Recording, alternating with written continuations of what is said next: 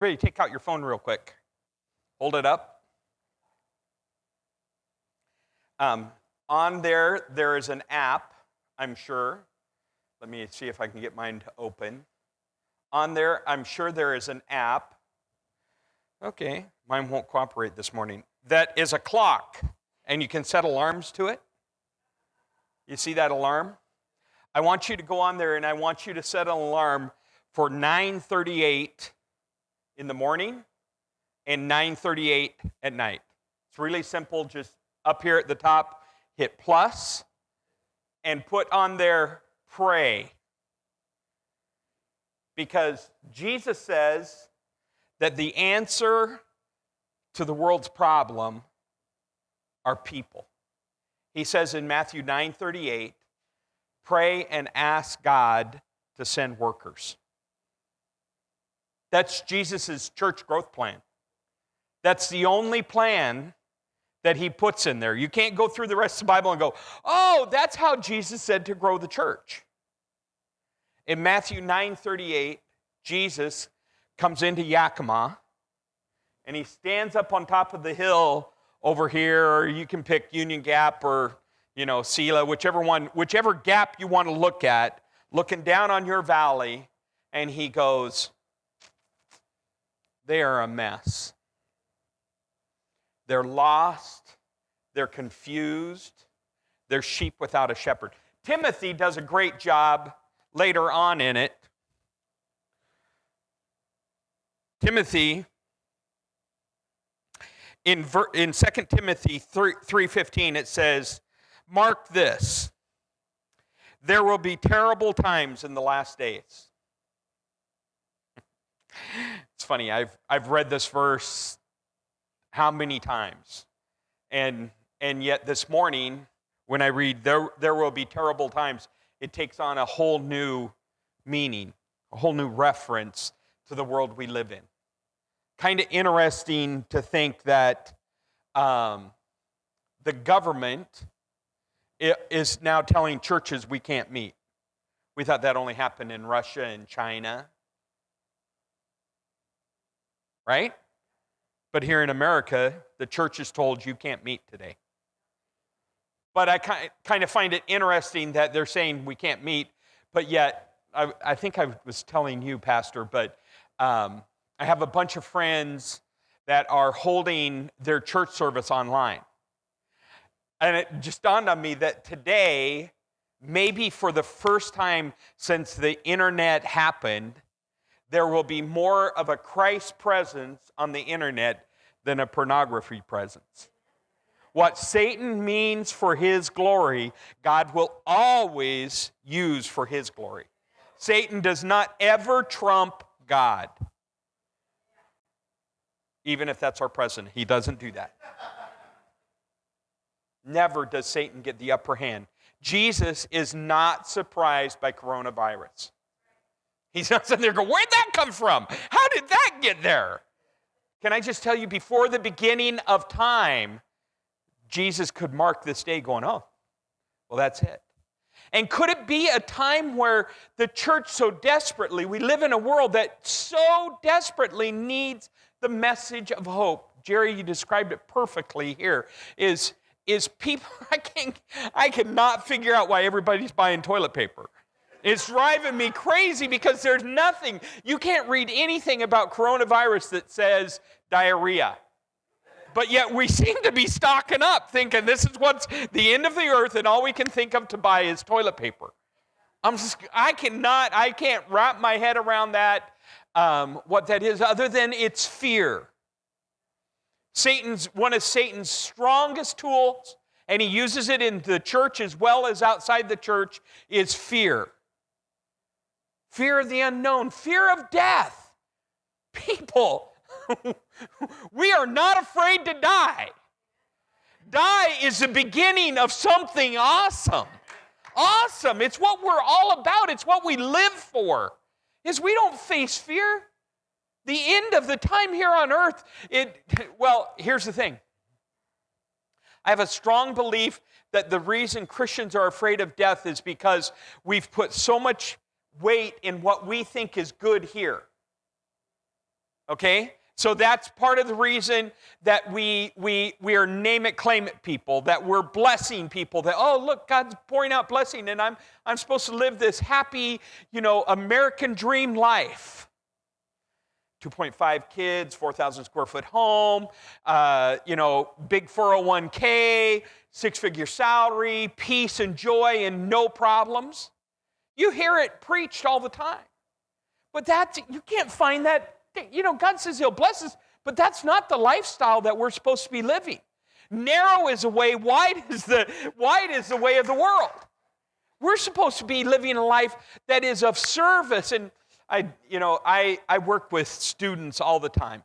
You don't know that maybe, but I do. I work with students, young people all the time. And one of the favorite questions they have for me, I'd be willing to say everyone I talk to asks me at some point, especially if I get to talking to them, they'll go, well, Steve, what's my purpose? Why am I here? In case you don't know, I direct a program, we call it Engage. The youngest Jeffrey boy, Jared, I knew that was Jared. And where's Ben? Is Ben not here? Where's Ben? Okay, I know Ben's not here, but that's just for my sister who goes, it's Benjamin. But, I get to, from the platform, go, Ben. Benjamin, wasn't there somebody else? You both went to Dominic, you went with Engage? I didn't remember that. Oh, man, now I'm getting old. I take people like that and I say, would you give God a year? I'm 61. Hey, Dominic, you and me are buddies. Just saying. Didn't we meet in Nicaragua? Okay, good. I'm remembering now. No, I'm not. Sorry. I know you, Dominic, but I did not ever, for some reason, I thought you were, I met you here as the youth pastor. Okay, good. And I'm just not tying it together. But we have students here, you've known them, you've supported them, and helped us do things around the world. Because I honestly believe when Jesus says the answer to the world's problem is Him, and the only way they're going to know Him is if we put people on the ground. 9:38, pray the Lord of the harvest send laborers. How about Romans, where it says, how will they know unless they're told? How will they be told unless they're sent? Beautiful are the feet of them that bring good news. Our life, when a student asks, what is your purpose in life? I think it's easy to tell. Some of you will, maybe have spent your life going, God, I don't know my purpose. Why do I exist? And some of you are young and you're going, God, I don't know why I'm here. What's my purpose? Can I solve that problem for you right now? For each and every one of you. And this isn't my opinion. I'm going to quote to you Jesus' words. When he's, pretend like nobody else is in the room, Jesus is about to speak to you about your purpose in life. Are you ready? Matthew 22 says, Jesus speaking, he says, love the Lord your God with all your heart, mind, and soul. Love others as you love yourself. And then the last thing he says before he's leaving the face of the planet, understand the importance of that. There's a gazillion things he could have said, right? He's leaving. He doesn't know when he's coming back. It's okay, what do I tell him? One last thing before I go, what do I tell him? He says, as you're going through life, make disciples. That's the last thing. He could have said so many things in that moment, but he chose to remind us that our job, the reason we breathe breath, is as we're going through life, make disciples. Now, I think the church has screwed that up in a couple different ways. We've said, go and make disciples. Well, the better translation is, as you're going through life, make disciples. Okay? Because we look at it as, go and make disciples. We think that we have to go to Zimbabwe to make a disciple. And so I'm not called to be a missionary, so I'm just going to live in Yakima and live my life. Well, somebody else, the Shaws, Bill and Sonia Shaw, go to Africa and make disciples. And we have bagged off on our responsibility. Because that is not what Jesus says there. He says, how many of you in this room could raise your hand right now and said, I've accepted Jesus as my Lord and Savior? Raise your hand if you can do that. He says to you, keep your hands up. He says to you, as you're going through life, make disciples. Put your hands down, but because I don't want an answer on this, how many of you right now, when I say that, the first thought in your head was, oh, he means this person? Don't answer. Don't look. Because the fact is, statistically, 98% of the people attending church today, although that statistic probably is messed up today. Yet last Sunday, 98% of the people attending church last Sunday in the building aren't making a disciple, haven't made a disciple in the last 10 years. Some of them have never made a disciple. The last thing Jesus said was go and make disciples. We think that command is to the called. You know, we've made the call something that it's not. We think that only the called, Pastor Jerry, is supposed to make disciples. It's his job. But that's not what Jesus is addressing. He doesn't say, pastors, as you're going through life, make disciples. He's addressing the church, the believers, those there. He says, as you're going through life, make disciples. And it's not, making a disciple is not doing the 4 spiritual laws, praying the sinner's prayer, and walking away. In fact, the beauty of Matthew 9:38 that you all set your alarms to, back on my table, back over there, there's little stickers that I will provide for you that you can put on the back of your phone that say 9:38 pray. Because it's a command. Jesus said to do this. Jesus said to do this, to pray every day for workers for the harvest. Because how will they know unless they're told? How will they be told unless they're said, beautiful are the feet of them that bring good news to Yakima? Not just to Africa or Asia or South America. Yakima needs Jesus. And how will Yakima know unless people in this room say, Jesus, help me make a disciple? Look at, they're lost, they're confused, they're messed up. Timothy, reading again, goes further. He says, people will be lovers of themselves, lovers of money. Tell me if any of this sounds real. Don't tell me. Just in your head, watch as he goes. Lovers of money, boastful, proud, abusive. Human trafficking at an all-time high ever in history. That's kind of abusive. Timothy's writing about it. Disobedient to their parents. Ungrateful, unholy. Without love. Oh. Social media has made without love easy. You don't like something somebody says, all of a sudden you're fair game to say whatever you want about that person. No kind of respect or dignity just because they're a fellow human being. We don't agree with them. Who cares? And get those fingers smoking. And we're mean. It just amazes me how mean we can be. But Timothy says it's coming. Unforgiving, slanderous. Again, social media can run on that one. Without self-control, brutal, not lovers of good, treacherous, rash, conceited, lovers of pleasure rather than lovers of God. I could meddle there. That's a church verse there. That's oh, I don't have time for church on Sunday. I need to go to the river, right, in the summer, or I need to go up the hill skiing, or I don't have time to make a disciple because, I got a boat, or I got a camper, or it's time to go hunting, or list a list. But that's not our purpose. He doesn't say, love God, love others, hunt, fish, ski, and make disciples. He gives us 3 purposes in life. Love God.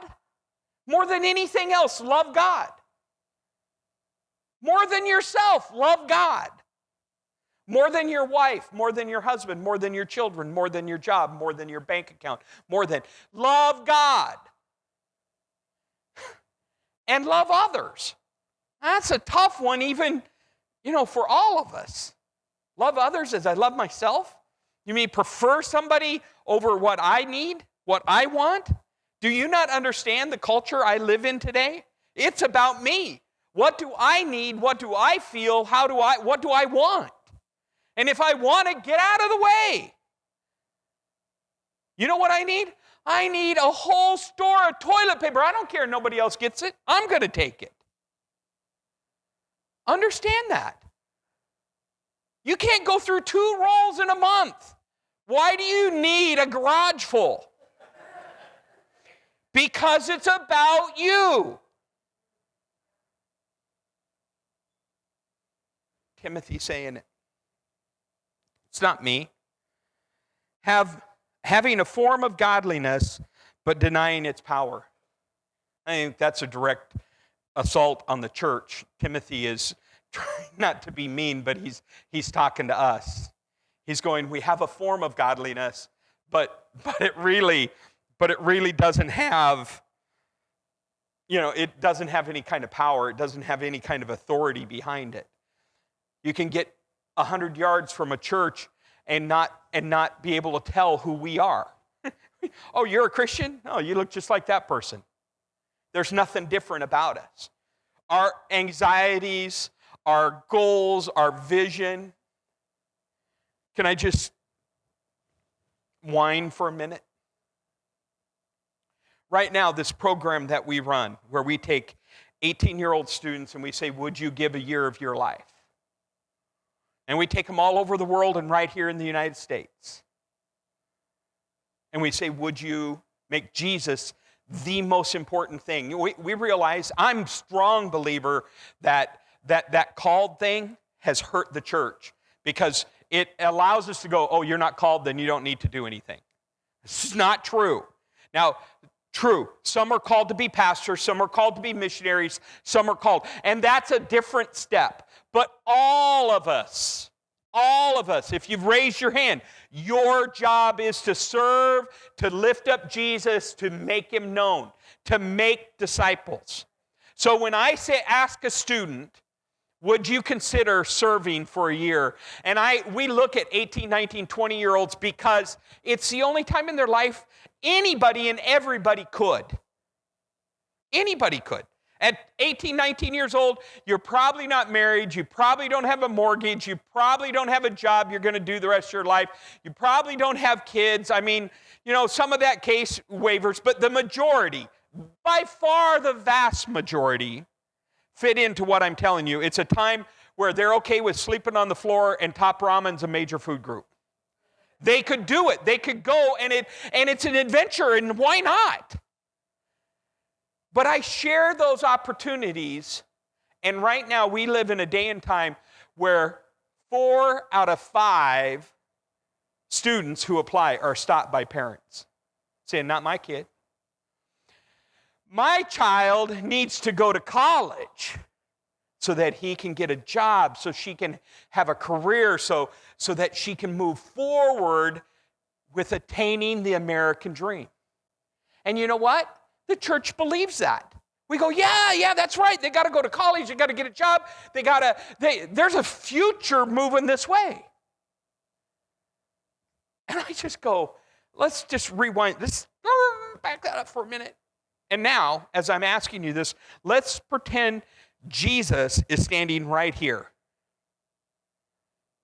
Right here. He's right here.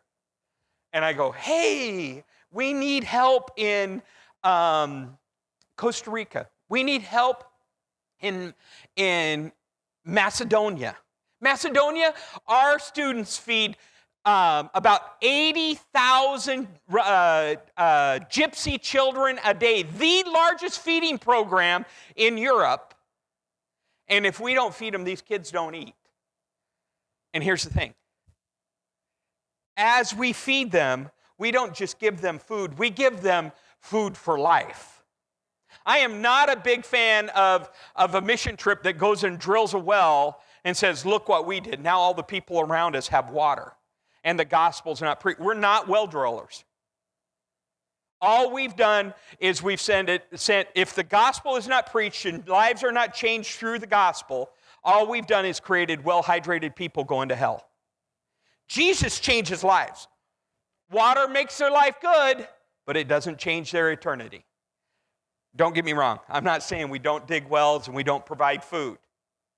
I'm just saying the message of Christ is the real message. It's our purpose for going. Now, can we dig a well and all the people in the village show up and go, why are you here? And we can go, Jesus. Can we feed 80,000 children and they go, why are you doing this? Jesus. Right?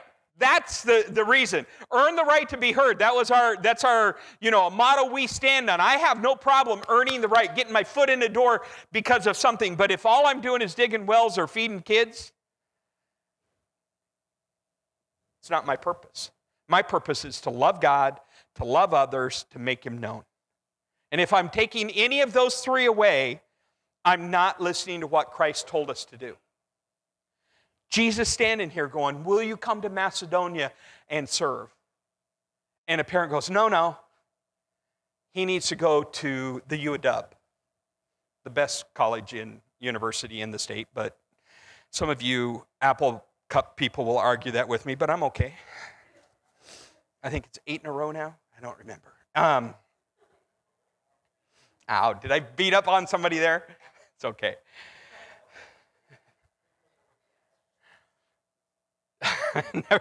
I could go down a whole path there, and I get ornery when I start talking Cougars and Huskies, but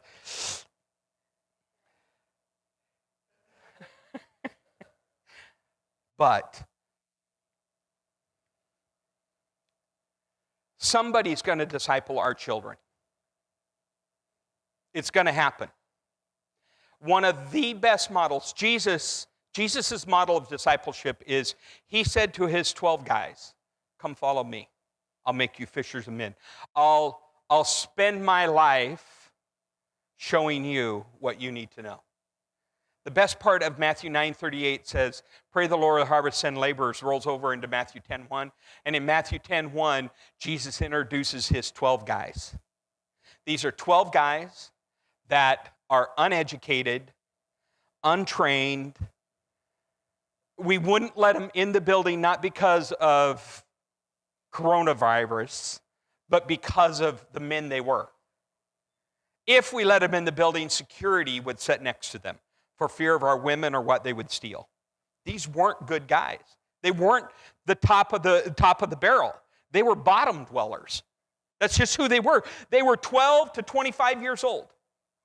Kids, uneducated. Couldn't have Jesus picked one? How old are you, Isaiah? One 23-year-old respectable Isaiah out there? Wasn't there one in Jerusalem? 200,000 people. Wasn't there one? Okay, let's go with Jared instead. Wasn't there one Jared out there? Sorry. You're the middle child, dude. I have 3 children, a 4-year-old, a 7-year-old, and a 13-year-old. And my 4-year-old, she's heard me say it, so now she says it every meal, she goes, Dad, you're feeding the middle child. We're not supposed to. And so, obviously, you're not the only one that carries this burden, Jared, or Isaiah. So wasn't there just a well-respected young man, not a Pharisee, not a Sadducee, just a good, healthy young man that he could have chose? But he didn't. He chose 12 guys, one educated, one was taught how to steal, but that was it. Couldn't have he picked, but he didn't. He picked these guys, I think, for a reason. The reason being this, is he tells them to do 5 things. Right there in chapter 10, verse 7, it says, you guys go, and what I want you to do is I want you to tell them the kingdom of heaven is coming. I say it like this. Tell them your story. The world doesn't want to know what wretched, vile sinners they are. They don't care. They don't want to know. You know what they want to know? They want to know, why are you not buying toilet paper? Why are you not freaked out when the stock market drops 10,000 points? It was 29 something the other day, and it's 21 now. That's get on the roof and jump off type stuff to some people. Why are we not anxious about that? Why are we not flipped out over the whole thing? Because we have a story to tell. That we serve a God that is so concerned about even the birds of the air, he provides food for them. How much greater am I than a sparrow? How much greater am I than that he provides food for every living creature he provides food for, yet he created me special. Why would I worry about that? Why would I worry? Because he sent his one and only Son to make it right so I could have eternity in right relationship. How much does he love me? He doesn't hold my sin against me. I don't care what sin it is. For all have sinned and fall short of the glory of God. We've all sinned. We're all sinners. But the grace of God has forgiven us and washed us clean and provided us a path. That's what the world needs to hear. They need to hear your story. So he says, go tell your story. And then he says, heal the sick, raise the dead, cleanse the leper, cast out demons. Go tell your story and get out of the way and let me be God. Go ahead. In the name of Jerry, cast out a demon and see what it's like to run naked in the streets of Yakima. That's the biblical example. That's what's going to happen. But in the name of Jesus, demons flee. The dead rise. The sick are made well. We serve a God that is active and alive today, wanting to demonstrate his power. And we're the people to do it. In 2 Corinthians 5, it says this. Famous verse. Everybody quotes this verse. From now on, therefore we regard no one according to the flesh. In other words, we wrestle not against flesh and blood. We're not mad at the liberal. They're just being controlled by somebody that is a principality or a power that is outside of who they are. We don't wrestle against flesh and blood. People are not our enemy. Even though what comes out of their mouth may sound like it, God loves that person. Now, what's controlling them, what's manipulating them, we don't like and we come against that. But he said, even though we once regarded Christ according to the flesh, we regard him thus no longer. Now, verse 17, 5:17, 2 Corinthians 5:17, it's our verse. Everybody loves it. Therefore, if anyone is in Christ, he is a new creation. The old has passed away. Behold, the new has come. We know that. We memorize that. That's our verse, right? We have it crocheted on things. We have it painted on things. We have it highlighted in the Bible. The problem is we stop right there. We don't go into verse 18 because verse 18 makes that part look really naughty and bad and something we don't want, because it says, all this is from God who through Christ reconciled us to himself. That's not so bad. I like being reconciled to God through Christ. And gave us, this is the tough part, the ministry of reconciliation. That is, in Christ God was reconciling the world to himself.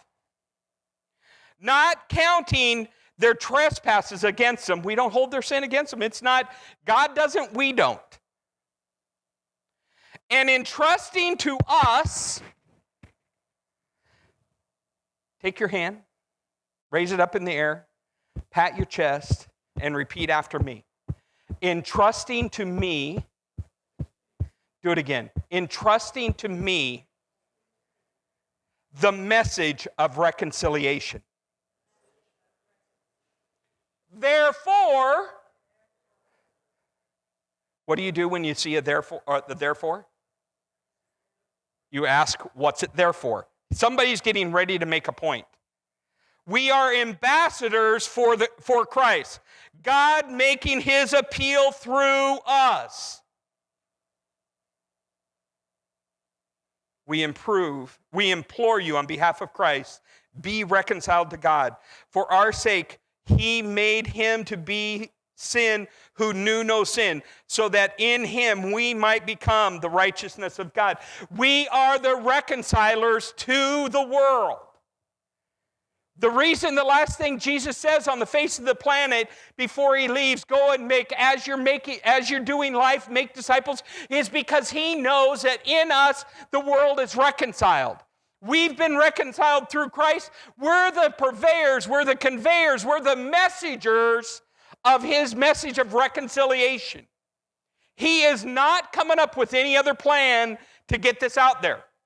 He's not going to start writing in the sky. He's not taking over the internet. The TV is not going to go, boom, I'm God, believe in me. We are his tool for reconciliation. Not Jerry, he's one of them, but not just the called people. All of us are his reconciliation. Messengers of his reconciliation. So when Jesus says to his guys, go tell your story, heal the sick, raise the dead, cast out demons, cleanse the leper, he didn't wait on that. He took those kids, 12 to 25 years old, and he said, shoo, now go do that.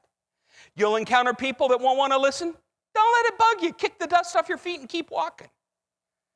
Go until somebody listens and then tell them. Untrained. He hadn't spent 3 years with them before he sent them out. He sent them out immediately. You know, I always get a kick out of this. I don't know why it tickles me so much, but understand, they were taught the Beatitudes, so they had that teaching going on in their head, and he taught them how to pray. But it's nothing like we would pray. They encounter people and they go, okay, I want to know about this Jesus. Can you pray with me, a prayer of salvation? Or I don't feel well. Can you pray over me? And the disciples are there, uneducated, untrained, young men who probably a little awkward about what's going on. And they're going, well, let me see. Jesus taught me how to pray. Okay, I'll pray for you. You want to accept Jesus, your Lord and Savior? You want to be healed? I'll pray. Our Father which art in heaven, hallowed be thy name. Thy kingdom come, thy will be done on earth. That was the prayer they knew. That's all they'd known. Well, it's kind of a weird prayer to pray for somebody saying, lead me to Jesus, or pray a prayer, right? But that's all they knew. And so that's what they shared. They came back, and they're beside themselves in excitement. They're going, Jesus, that was the greatest thing ever. That was so cool. That was awesome. You wouldn't believe it. There were people want to know about you, and look at this mob following us. He want to know you, and there was that one demon dude that we just couldn't figure out what to do with him, and Jesus goes, that's okay. I've got 3 years. I'll teach you about that. That comes through prayer and fasting, but wasn't that pretty cool? Well, people, we should have that conversation. We should be coming to Jesus going, Jesus, you wouldn't believe it. I talked to this guy at work, and he goes, would you tell me about Jesus, and would you show me? And we go, okay, great, come to church. That's not what Jesus said to do. He said, if you're the one introducing them to Jesus, they become your responsibility to make disciples of. Now, that's scary in the church because most of us have never been discipled. So we're going, I can't make a disciple. I've never been discipled myself. Jesus said, go and make disciples. And we go, oh, well, I can't do that. I can't share my faith with anybody. And Jesus goes, okay, here, let me put these little people in your house, disciple them. But we've not done a good job with that. Part of the reason our children walk away is because we haven't discipled them. Because we haven't made Jesus the most important thing in our life. He happens on Sunday and Wednesday, and the rest of the week we're about the American dream. And that American dream is not God's dream for us. It's not our purpose. In fact, I think a lot of times it is what kills the church. We shouldn't be worried about a 4,000 square foot home or a big salary. That's not what we're about. We're about loving God and loving others and making disciples. And each and every one of us need to be able to walk somebody through that path.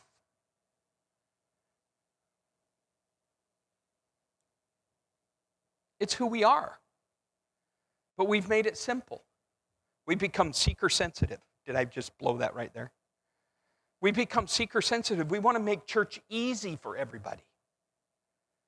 We forget narrow is the way, wide is the way of the world. Serving Jesus isn't supposed to be easy. It's supposed to be challenging. We're supposed to look different. We're supposed to be a light on a hilltop.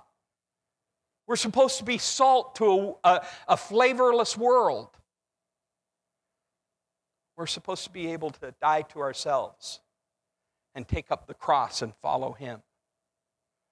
That's our purpose in life. That's where we're headed. That's what we're supposed to be doing. In the midst of the coronavirus, we need to look different than the rest of the world. I'm not telling you not to wash your hands. My wife's a pediatric nurse. She says, wash your hands all the time. That's all I ever hear, wash your hands. And instead of singing happy birthday, you're supposed to watch 20 seconds and happy birthday is 20 seconds. You know what else is 20 seconds? The Lord's Prayer. Our Father, which art in heaven, hallowed be thy name. Jesus said this is how you should pray. Pray it. Wash your hands, pray the Lord's Prayer, and boom, you're there again. Jesus saw this coming and set it up for us so that we could do it. Because He has purpose for us. We're not bench setters. We're trendsetters. We're supposed to be going out into a world and changing what Satan is trying to kill, steal, and destroy. How do we overcome Satan? By the blood of the Lamb and the word of our testimony. But if we're not willing to share our testimony, if we can't share our testimony and then take the next step of making disciples, then we're powerless. He's pulled the teeth out of our mouth and we have no bite. But that is not the God that we serve. God has given us weapons. Weapons that stand up against everything Satan can throw at us. We have a shield of faith and the sword of the Spirit to do battle. We can put on the helmet of salvation and the belt of truth and the breastplate of righteousness and wear the shoes of the good news of the gospel of peace. We can make that happen, but it's got to be more than just another club. We have to be activists. I find it interesting this. We live in a day and time where 4.3% of the population is LGBTQ. Yet when you watch the news, whose storyline do you hear? Understand, even in the United States, 68% of the population says they're Christians. But what is the message? What is the storyline you hear about Christians? We're xenophobes and we're haters and it's ugly. But 4.3% of the population has made it look like it is the best thing in the entire world. We don't hate the sin. We don't hate the 4.3. We need to stand up against it and understand. Love God, love others, and make disciples. Get into the life of the LGBTQ person and demonstrate what God can do. Share your story and get out of the way and let God. But if we never involve ourselves in their life, they're destined for a different path. Because we are His reconciliation to them. We are the only voice they're going to hear. But if we sit and be comfortable here, be comfortable going, I've never made a disciple, and I'm not starting now.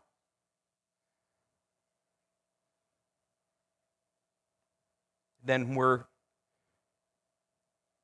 creating a future for them that is not a good, positive future. We are their hope because what He's done in us. Not because of us, it's what Jesus does in and through us. I think we need to make disciples. In fact, to the point where I think that's our future. Amy and I and our kids, I have 3 children, Seth 13, Grace 7, and Isabella 4. That's right, when Isabella graduates from high school, I'll be 75. But Grace and Isabella came out of the foster care system because their birth mom likes drugs and living on the streets. Somebody needs to talk to them. Can I just tell you, it was not my plan. I was not at 6, I was 58 when Bella came along. At 58, I wasn't going, let's take a 1-year-old and live with them for the rest of your life. Can I just tell you, I'm being totally honest. I'll just tell you, those girls, they can wear me out. I mean, and it only takes a few minutes. Bella has this scream. And it's her joyful scream or it's her I've been hurt scream, but they both sound the same. And it's this piercing, goes right through you. But there's very few times that when I'm holding her and she's looking at me and she tells me she loves me, very few times that I just don't think, thank you for the opportunity. Now, does that mess up my retirement plan? Yeah, it does. But this earth is not what we're about. So we take the steps in our life that say, it's not about me. Those girls need a home. Now, I'd be hard-pressed to take on any more.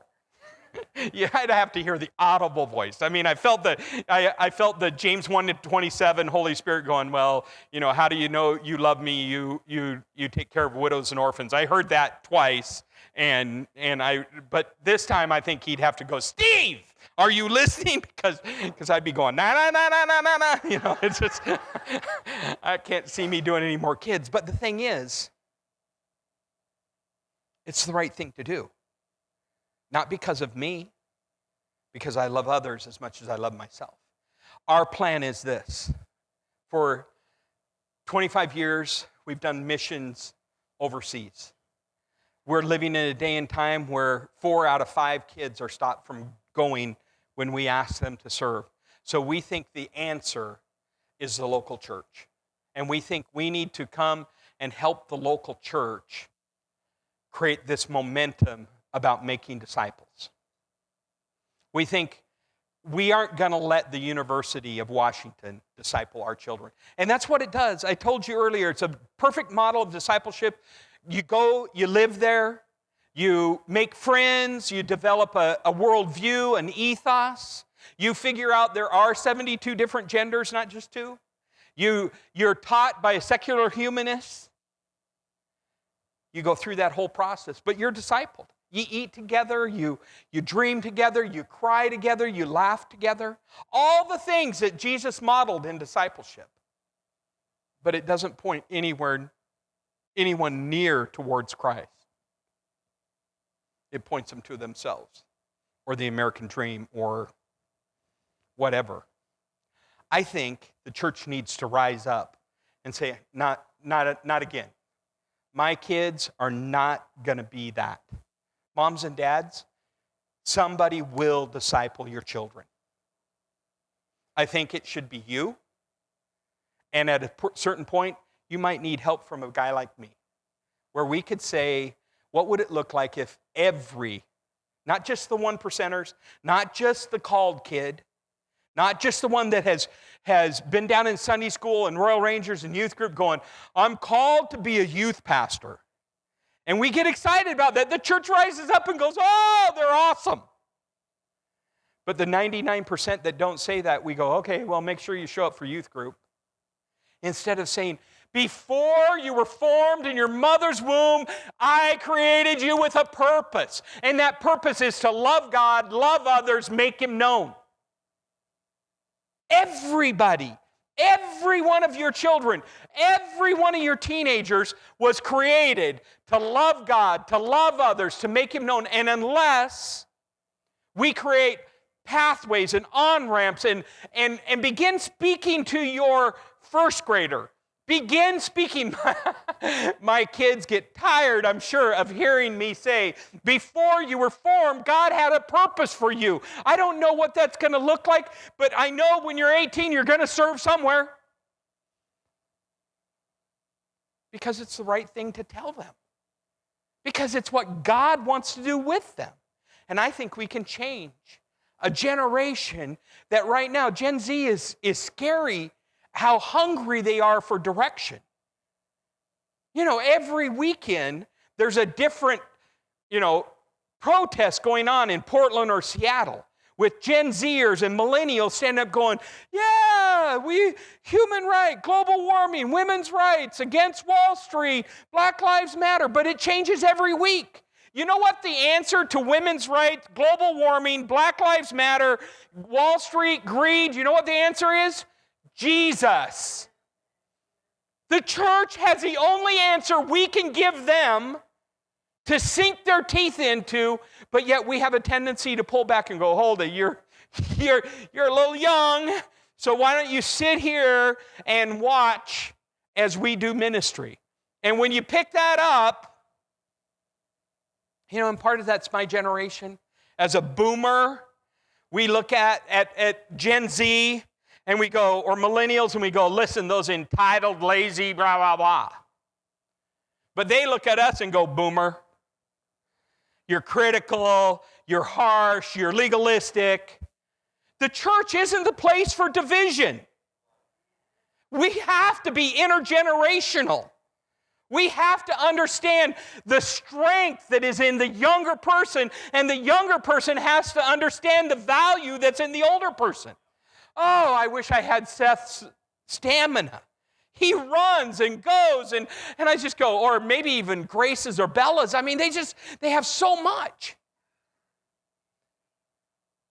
But we bring stuff to the table too. The church should be the place that isn't like the rest of the world trying to segregate one another. We should be the place that embraces every generation, that embraces and empowers every generation, because every generation brings something to the table. I'm going to finish with a video and this story. I grew up in Spokane. I grew up a kid wanting to be a truck driver, so school was a waste of time. I grew up Freeman High School, where I went to high school. You heard about it because of the shooting a few years ago. I grew up wanting to drive trucks with only that as my goal in life. I grew up a believer. I've never been drunk. I've never done drugs. I've slept with one woman. I've loved Jesus all of my life, really. I mean, I've had my ups and downs, but He's really kind of been a focus in my life all my life. But I'm still a sinner, and I have my sin. But I never thought about being a pastor or a missionary. I grew up wanting to be a truck driver. So English was a waste of time. I flunked it all 4 years in high school because who cares what a noun is? Who cares what a verb is? Who cares? I didn't. Waste of time. Until all of a sudden God gets me going down this path of being a pastor. And then as a pastor, He breaks my heart. We're in Timișoara, Romania, a city of 2 million, and nobody reaching out to 25% of the population, kids under the age of 20. And I'm just going, somebody should come here. And on our flight back to Seattle, I'm praying and I'm listening, Jerry should go. Everybody should go. Anybody, whoever, but not me. I shouldn't go because who would do that? That'd be silly, right? Who would leave your friends and family to go to some foreign land? And that was just, but when we landed in Seattle, I said, okay, God, not my will be done, yours. A year and a half later, Amy and I are headed to Costa Rica for language school. We get to language school, and they only talk Spanish. Weird thing. Spanish school, they're teaching Spanish. They're only going to talk Spanish. And I knew burrito, taco, enchilada maybe, but I was pretty limited on my Spanish skills. And they start speaking Spanish in Spanish, and they start teaching about nouns, verbs, and pronouns. I didn't know what a noun, verb, or pronoun was in English, let alone in a second language. I didn't know. I just had no clue what they were talking about. And so end of the first week, they go, Steve, you're special, so we're going to put you in this special class, for advanced slow learners, whatever they wanted to call it. I was put in this class with this teacher. I'm 38 years old, and this teacher wanted to teach she had a ruler in her hand, and anytime I tried to say something wrong or I pronounced it wrong, she'd try to slap my hand. I'm 38 years old. You can't do that. I said I was quick. She couldn't get it. My wife, Amy, on the other hand, was super, super talented at language acquisition. Still is to this day. It's just amazing how she just can pick it up. She doesn't just pick it up, the tenses and the format. She picks up the sound. Like in Costa Rica, everything ends in an ush. Their words end with a sh sound on the end. Panama, everything is really staccato and fast, really, really fast. And she would add the ush, and she'd be really fast. And in Mexico, the Spanish is kind of rhythmic, sing-songy, has kind of a tune to it. And that's when she speaks Spanish to a Mexican, that's what she says. She sounds Mexican. People, if you've seen pictures of her, she's dark hair and she looks Latina, very Latina. And she never got accused of not being Latina. They never accused me of that. They never go, are you from here? They would give me grace and go, yeah, you're a gringo speaking Spanish. Hey, I appreciate the fact that you're speaking Spanish, but we can tell you're not from here, We get out of language school, no kid left behind, social promotion. We're moving forward because Amy can speak Spanish. I can't, but we're not going to spend any more time working on me. They see it's probably not going to get any better than it is right there, and so they move us to Panama. The first month in Panama, the National Church of Panama calls us together. They want to introduce themselves to us and us to them. And they're ecstatic that we're there. Part of the reason we went to Panama was because they were specifically looking for somebody to come and teach them about youth ministry. And I fit that bill. After 20 years of being a youth pastor, I felt pretty comfortable about that. And the superintendent of Panama gets up and he goes, we are so glad you're here. You can help us in our schools. You can help us in our church. You can help. The word for help, the verb for help is ayudar. The noun is ayuda. And I was just sitting there going, this is cool. Because he's up there going, si necesitamos un apoyo en si nosotros necesitamos apoyo en la iglesia, necesitamos apoyo en los colegios, si tú puedes darnos apoyo, está bien, sería perfecto. I'm going, all right, I can do this. I'm not hearing apoyo to help. I'm hearing just pollo, like you see on the menu at any Mexican restaurant. I'm thinking he's saying, if we had cooked chicken, we could make a difference in Panama. And the problem is he handed me the microphone. Because then I get up and I'm excited because I'm thinking, we're going to see revival in Panama because I had to raise $50,000. How many chickens can you buy with $50,000? That's what I tell him. The whole time, Amy's tugging on my shirt going, Steve, it's not chicken, it's help. Apoyo, apoyar. It's the word to help. They want help in their school, help in their church, help in their university. But I'm going, chicken for everyone. In fact, I've got $50 in my wallet right now. There's a chicken store down at the corner. Let's start the revival today. Exact words.